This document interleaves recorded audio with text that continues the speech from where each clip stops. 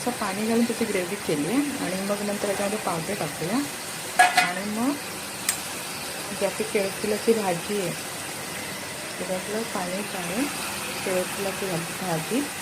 केळफुलाची भाजी त्याच्यावरती घालूया. सगळं केळफुलाची भाजी घालून आता हे आपण मिक्स करतोय चांगला. त्याच्यानंतर त्याच्यामध्ये वाटप कांदा, खोबरं, लसूण, आलं सगळं काही मी ह्याच्यामध्ये मिक्स केलेलं आहे आणि भाजून हे सगळं वाटलेलं आहे. ते पण आपण त्याच्यामध्ये मिक्स करूया थोडंसंच.